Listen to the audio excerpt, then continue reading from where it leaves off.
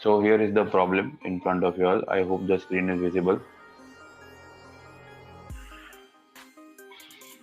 Okay, तो पहले problem को रीड कर लेते हैं, इसको समझ लेते हैं, उसके बाद इसको सॉल्व करते हैं.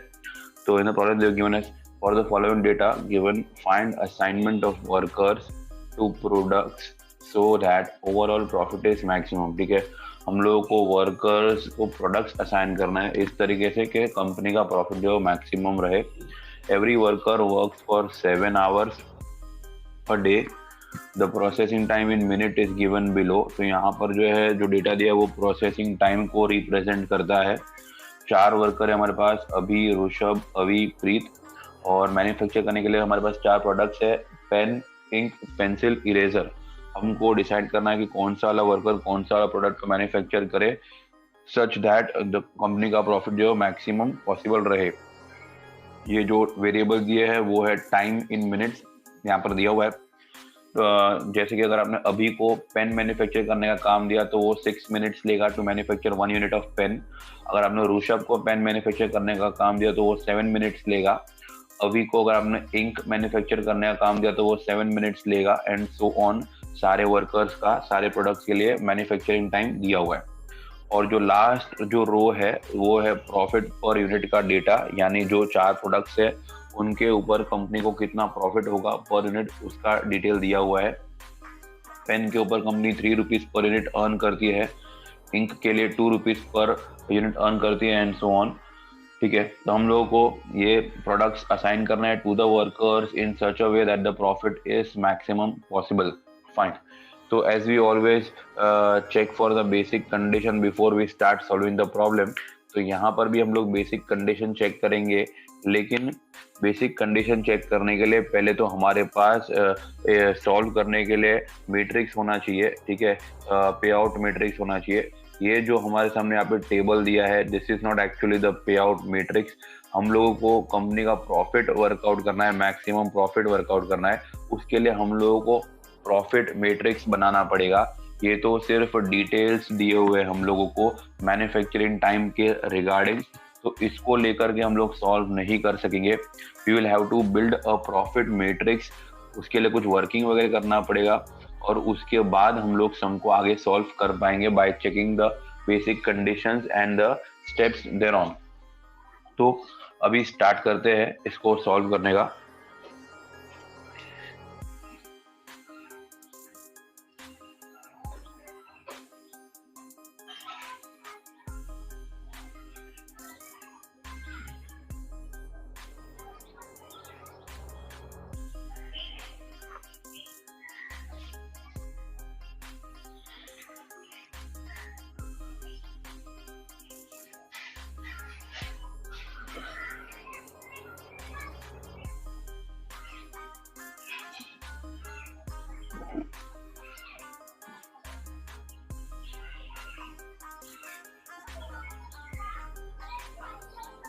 अब देखिए, हम लोगों को यहाँ पर एक प्रॉफिट मैट्रिक्स बिल्ड करना है. ठीक है, प्रॉफिट मैट्रिक्स बिल्ड करने के बाद हम लोग उस पर वहाँ पे असाइनमेंट प्रॉब्लम, असाइनमेंट का एल्गोरिथम अप्लाई करके उसको सॉल्व कर पाएंगे. अब प्रॉफिट मैट्रिक्स बिल्ड करने के लिए हम लोगों को कुछ वर्किंग करने पड़ेंगे. यहाँ पर हम लोग को प्रॉफिट वर्कआउट करना है हर प्रोडक्ट्स के, जैसे कि पेन हो गया, इंक, पेंसिल, इरेजर, और जो हमारे 4 वर्कर्स है, अभी, ऋषभ, अभी एंड प्रीत. ठीक है, तो जैसे कि अभी को मैंने अगर पेन मैन्युफैक्चर करने के लिए दिया तो वो कितना प्रॉफिट अर्न करके देगा वो हम लोग यहाँ पे वर्किंग करना पड़ेगा. वर्किंग नोट बनाएंगे यहाँ पर.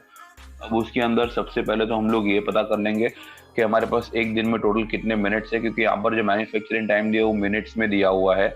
ठीक है, क्लियरली बोला हुआ है यहाँ पे मिनट्स में. और हर एक वर्कर जो है दिन के 7 आवर्स काम करता है, तो एक दिन में वो कितने आवर्स काम करता है वो देख लेते हैं. तो जैसे आप 7 आवर्स को इंटू 60 मिनट्स करेंगे तो आपको पूरे दिन में कितने मिनट्स अवेलेबल है वो डेटा मिल जाएगा.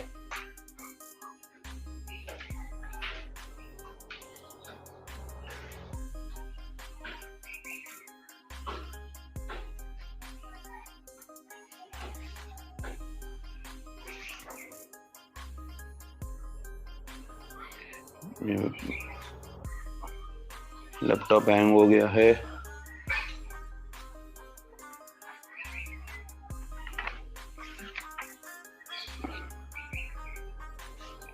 हाँ, now it started working. Okay, so 7 hours 60 minutes. तो हम लोग को पूरे दिन में हमारे पास कितने मिनट्स बज रहे? 7 6 42 420 मिनट्स हमारे पास अवेलेबल है पूरे दिन में। अगर मैं अभी की बात करूं, जो हमारा फर्स्ट वर्कर है अभी, ठीक है, और अगर मैंने उसको पेन मैन्युफैक्चर करने दिया, पेन मैन्युफैक्चर करने के लिए, तो वो कितने यूनिट्स पेन के मैन्युफैक्चर कर लेगा? वो 1 यूनिट ऑफ पेन के लिए 6 मिनट्स लेता है। तो पूरे दिन में कितने यूनिट्स मैन्युफैक्चर कर लेगा? 420 मिनट्स काम करेगा। तो 420 डिवाइड बाय मैं 6 करूंगा तो मुझे मालूम पड़ जाएगा कि वो एक दिन में 70 यूनिट्स मैन्युफैक्चर कर लेगा, ठीक है। और 1 यूनिट के पीछे उसको, अगर हम लोग को कंपनी को 3 रुपए का प्रॉफिट होता है, तो टोटल कितना प्रॉफिट वो अर्न करके देगा? तो 70 इंटू अगर आप 3 कर लेंगे तो आपको मिल जाएगा 210। यानी कि अगर आपने अभी को पेन मैन्युफैक्चर करने के लिए दिया तो वो 210 रुपीज का प्रॉफिट अर्न करके देगा।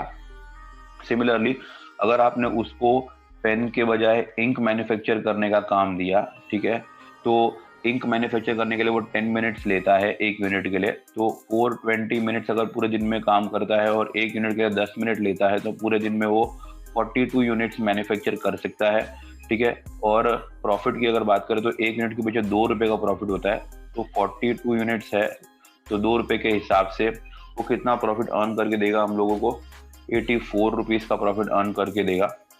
तो यहाँ पर हम लोग लिख देंगे 84। तो इसी तरीके से अभी का पेंसिल और इरेजर के लिए वर्किंग करना है, ऋषभ का, अभी का, प्रीत का, सबके लिए हमको वर्कआउट करना है। अब मैं आपको ऋषभ का वर्किंग करके दिखा देता हूँ ताकि एक आइडिया आ जाए कि कोई कंफ्यूजन ना रहे। अब अगर मैं ऋषभ की बात करूं,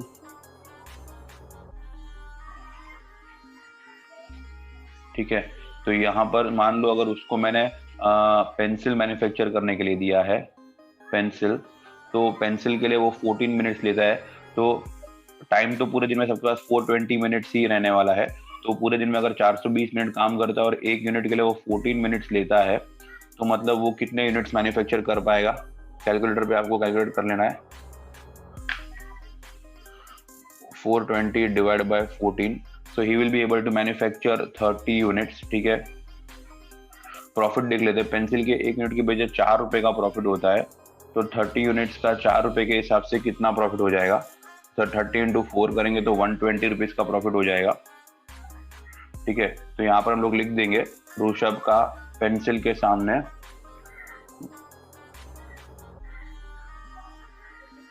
सॉरी, मैंने कैलकुलेशन में मिस्टेक कर दिया है। पेंसिल के 3 था, यहाँ पे मैंने गलती से अभी का फिगर ले लिया, यहाँ पर 14 ले लिया मैंने यहाँ पे। I will correct it. ये ठीक है, मैं वापस से कर रहा हूँ। यहाँ पे ऋषभ जो है पेंसिल बनाने के लिए 3 मिनट्स लेता है। मैंने गलती से 14 ले लिया था, अभी के सामने का टाइम ले लिया था। ऋषभ 3 मिनट्स लेता है। तो अगर वो एक पेंसिल बनाने के लिए 3 मिनट लेता है तो 420 मिनट्स में वो कितने पेंसिल बना लेगा? 420 डिवाइड बाय 3 करेंगे तो 140 पेंसिल्स बना लेगा वो, ठीक है। और प्रॉफिट अगर वर्कआउट करेंगे तो एक पेंसिल के पीछे 4 रुपए का प्रॉफिट होता है। तो 140 पेंसिल्स के पीछे कितने का प्रॉफिट होगा? तो 140 इंटू 4 करेंगे तो 560 रुपीज का प्रॉफिट होगा, ठीक है। तो यहाँ पर लिखेंगे ऋषभ में पेंसिल के सामने लिखेंगे 560, ठीक है। अब मैं समझो अभी का वर्किंग करके देता हूँ। अभी के लिए हम लोग अभी का इरेजर के लिए वर्किंग करते हैं। अभी अगर आपने अभी को इरेजर मैन्युफैक्चर करने के लिए दिया फॉर एग्जाम्पल, तो मैं यहाँ पे लिखता हूँ अभी, यहाँ पे लिखता हूँ इरेजर। ये तो हमारा वर्किंग नोट है, ओके। अब 420 मिनट्स वो काम करता है इरेजर बनाने के लिए। अभी कितना टाइम लेता है? Abhi is going to take 10 minutes to manufacture eraser, ठीक है। तो 420 डिवाइड बाय 10 यानी कि वो 42 यूनिट्स मैन्युफैक्चर कर लेगा इरेजर के। और अगर प्रॉफिट की बात करें तो 42 इंटू इरेजर का कितना प्रॉफिट है? इरेजर का 1 रुपए का प्रॉफिट है। तो 42 into 1 is equal to 42 rupees. यानी कि अभी को अगर आपने इरेजर मैन्युफैक्चर करने के दिया तो वो 42 रुपीज का प्रॉफिट आपको अर्न करके देगा। इस तरीके से आपको चारों वर्कर के चारों प्रोडक्ट्स के लिए प्रॉफिट वर्कआउट करना है based on the time taken by them and the profit per unit, जैसे मैंने अभी यहाँ पे वर्किंग किया है। और आपको ये पूरा प्रॉफिट मैट्रिक्स बिल्ड करना है, उसके बाद आपको इसको आगे सॉल्व करना है। तो पहले तो I will give you a time of 5 to 7 minutes. मैं चाहता हूँ कि आप सब लोग ये पूरा प्रॉफिट मैट्रिक्स बिल्ड कर ले और उसके बाद हम लोग इसको आगे सॉल्व करेंगे।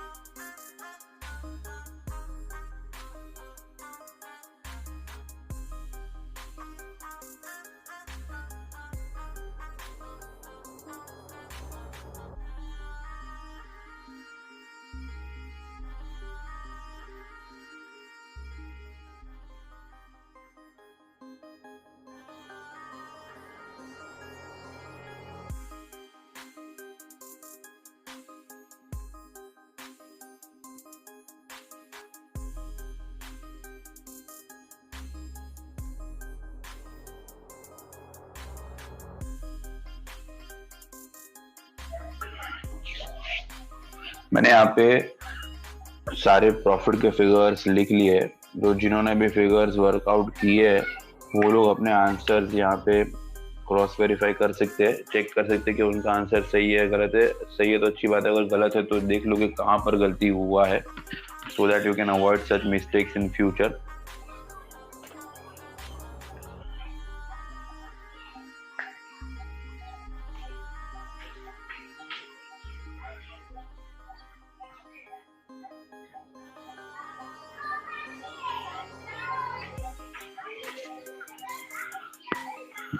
तो ये मैंने सारा प्रॉफिट फिगर लिख दिया। अब ये जो हमारा तैयार हो गया हमारे सामने, ये है प्रॉफिट मैट्रिक्स है ये, ठीक है। प्रॉफिट मैट्रिक्स यानी कि सारे प्रॉफिट के फिगर है ये। अब हमको यहाँ पर बेसिक कंडीशन चेक करनी है। तो हमारे जो दो बेसिक कंडीशन है, एक है कि whether the given problem is a balance problem और नॉट, और उसके बाद दूसरा कि whether the given problem is a minimisation type problem और नॉट। तो बैलेंस्ड है या नहीं पहले वो देख लेते हैं।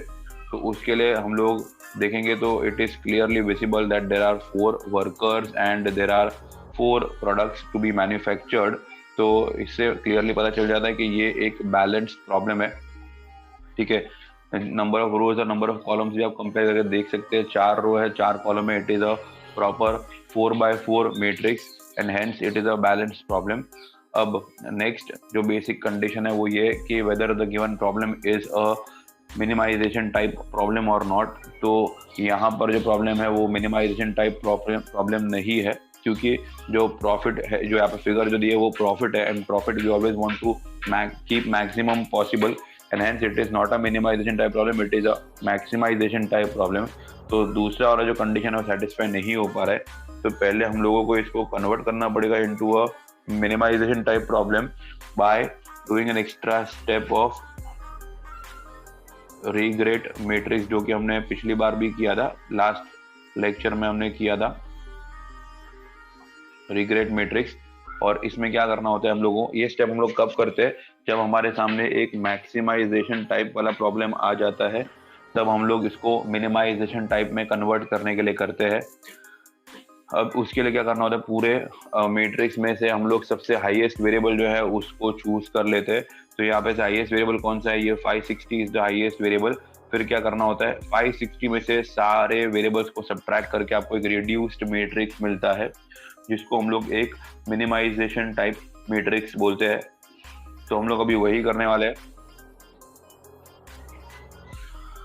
560 को सिलेक्ट कर दिया, 560 में से सबको माइनस करेंगे तो 560 माइनस 210 350, 560 माइनस 180 380, 560 माइनस 210 350, 560 माइनस 63 497, ठीक है। इसी तरीके से सारे वेरिएबल्स को हम लोग को माइनस कर देना है।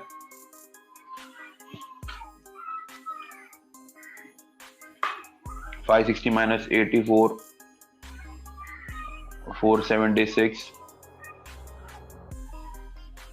392 440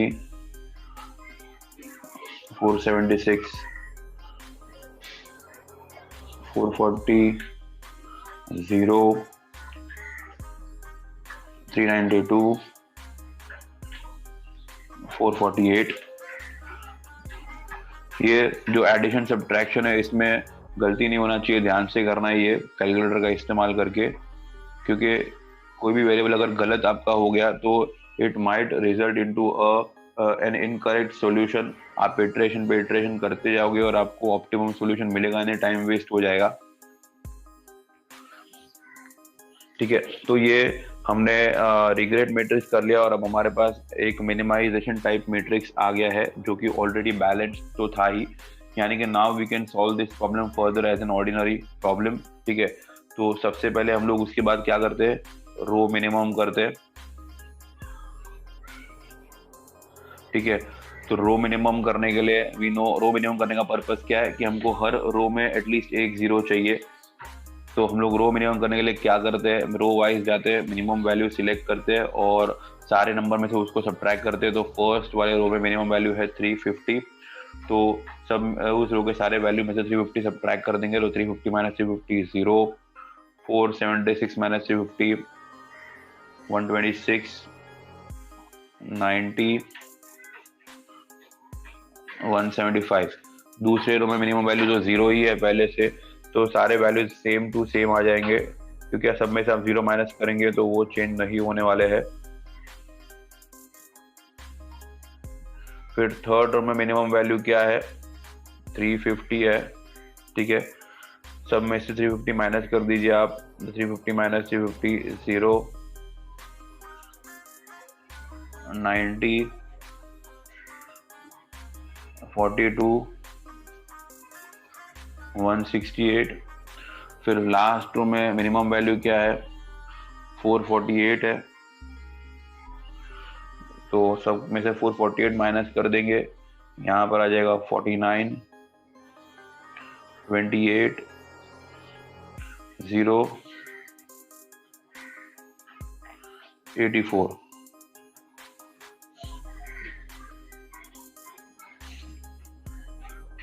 ठीक है, ये हो गया रो मिनिमम। इसके बाद अगला स्टेप जो हमारा है वो है कॉलम मिनिमम। ठीक है, रो मिनिमम कर लिया, अब कॉलम मिनिमम। कॉलम मिनिमम करने का पर्पस क्या है कि हमको हर एक रो में 0 आ चुका है, अब हमको हर एक कॉलम में भी एटलीस्ट एक 0 चाहिए। तो कॉलम मिनिमम में हम लोग कॉलम वाइज जाएंगे, मिनिमम नंबर सिलेक्ट करेंगे। फर्स्ट कॉलम में तो मिनिमम नंबर 0 ही है, तो सारे वही वैल्यूज आ जाएंगे, 0 380 0 49। सेकंड कॉलम में मिनिमम वैल्यू 28 है, सारे नंबर में से 28 सब्ट्रैक्ट कर देंगे, तो यहाँ पर आ जाएगा 98 364 62 0। थर्ड कॉलम में मिनिमम वैल्यू 0 है ऑलरेडी, तो पूरा कॉलम सेम आ जाएगा, 90 0 42 0। और लास्ट कॉलम में मिनिमम वैल्यू है 84, सब में से 84 सब्ट्रैक्ट कर देंगे, 91 371 84 0।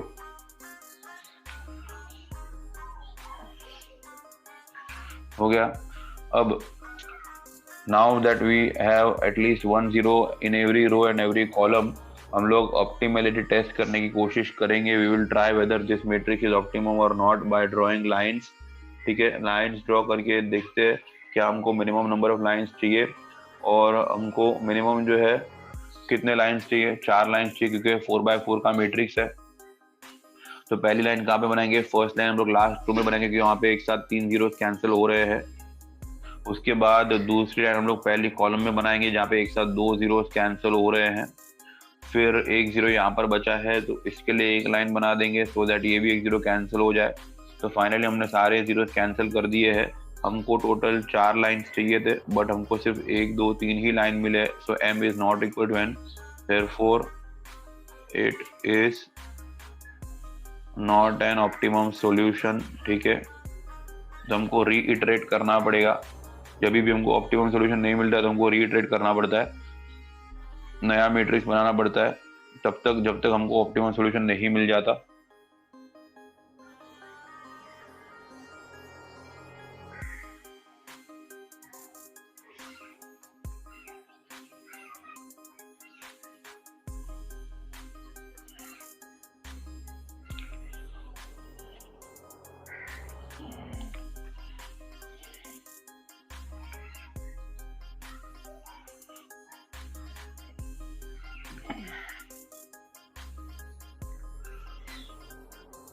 ओके, सो रीइटरेट करते हैं। इसके लिए क्या करना है, जो अनकॉर्ड एरिया में से मिनिमम नंबर सिलेक्ट कर लेना है। तो मिनिमम नंबर है 42, इंटरसेक्शन पे ऐड करना है और अनकॉर्ड में से माइनस करना है। तो करते आते हैं, यहाँ पर जो सिंगल लाइन पास हुआ है 0, यहाँ पे इंटरसेक्ट हुआ है तो 42 ऐड हो जाएगा, तो आपका जो वैल्यू है वो आएगा 422, सेम रहेगा। यहाँ पर भी इंटरसेक्शन है तो ऐड हो जाएगा, आपका वैल्यू आ जाएगा 91। उसके बाद यहाँ से सब्ट्रैक्ट हो जाएगा 56 364 20 0 48 0 0 0 49 371 42 0। जहाँ से सिंगल लाइन पास हुआ है वो नंबर सेम रखा है, जहाँ पे दो लाइन इंटरसेक्ट हुए वहां पर 42 ऐड कर दिया है, और जहाँ से एक भी लाइन इंटर पास नहीं हुए यानी कि अनकवर्ड नंबर है वहां से 42 को माइनस किया है। एक और मैट्रिक्स रेडी हो गया है। इस पे फिर से हम लोग लाइंस ड्रॉ करके चेक करते हैं whether this is an optimum solution और नॉट। तो पहली लाइन हम लोग अगेन लास्ट वाले रो पे बनाएंगे क्योंकि एक साथ 3 जीरोस कैंसिल हो रहे हैं। उसके बाद दूसरा लाइन जो है हम लोग पहली कॉलम को कैंसिल करेंगे क्योंकि एक साथ 2 जीरोस वहाँ पे कैंसिल हो रहे हैं, और तीसरा लाइन यहाँ पर ये वाले कॉलम को कैंसिल करेंगे क्योंकि यहाँ पे भी एक साथ 2 जीरो कैंसिल हो रहे हैं। फाइनली सारे जीरोस कैंसिल कर तो दिए हैं, लेकिन फिर से इस बार भी हमको नंबर ऑफ लाइंस जो है वो 3 ही मिले हैं। So therefore m is not equal to n। Usually ऐसा होता है कि जब हम लोग नया इटरेशन करते हैं तो एक लाइन बढ़ती है, लेकिन रेयरली ऐसा होता है कि सेम लाइन मिली, पहले भी 3 मिली अभी भी 3 ही मिली।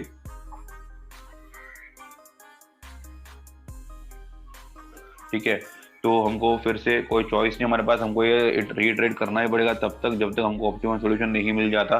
तो अब फिर से अनकवर्ड एरिया में से मिनिमम नंबर सिलेक्ट कर लेते हैं जो कि इस बार है 20, और वही स्टेप वापस से रिपीट करेंगे हम लोग। इंटरसेक्शन पे 20 को ऐड कर देंगे,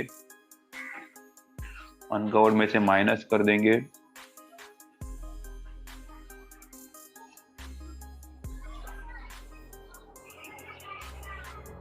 एट 0 0 20 29 351 22 एंड 0। ठीक है, अब फिर से लाइन ड्रॉ करने की कोशिश करते हैं, देखते हैं इस बार हमको 4 लाइन मिल जाते हैं कि नहीं। बट हमको लाइन वेस्ट नहीं करने, ज़्यादा से ज़्यादा जीरोस कैंसिल करते करते ही लाइन बनानी है। तो पहली लाइन इस बार हम लोग थर्ड रो में बनाएंगे क्योंकि एक साथ 3 जीरोस कैंसिल हो रहे हैं यहाँ पे। फिर दूसरी लाइन हम लोग फोर्थ रो में क्योंकि एक साथ वहाँ पर 2 जीरोस कैंसिल हो रहे हैं, और उसके बाद ये दोनों जीरो ऐसी जगह पर है कि वो एक साथ कैंसिल नहीं हो सकते, लेकिन उनके लिए एक एक लाइन बनानी ही पड़ेगी क्योंकि हम किसी भी जीरो को छोड़ नहीं सकते। तो फाइनली हमको जो है 4 लाइंस मिल गए हैं। m is equal to n, therefore it is an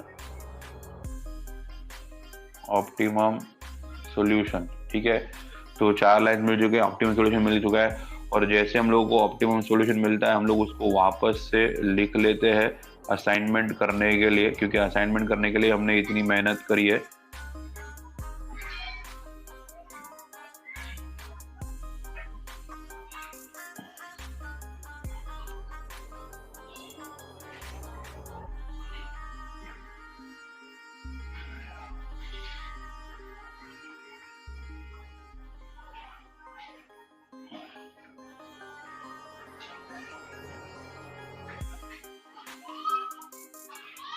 ठीक है, तो अब पहली सारा मैट्रिक्स लिख दिया हमने। अब हम लोग look for unique zero row wise. तो पहले रो में यहाँ पर ये जीरो यूनिक है तो इसको कैंसिल कर देंगे, इसके लाइन में दूसरे जो भी जीरो है उसको कैंसिल कर देंगे।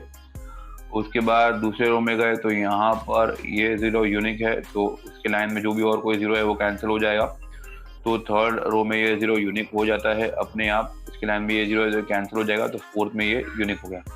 तो असाइनमेंट इजीली हो गया है, असाइनमेंट में ज़्यादा दिक्कत नहीं आई है, कोई ऑल्टरनेटिव सॉल्यूशन की भी पॉसिबिलिटी नहीं है। ये है pen, ink, pencil and eraser, और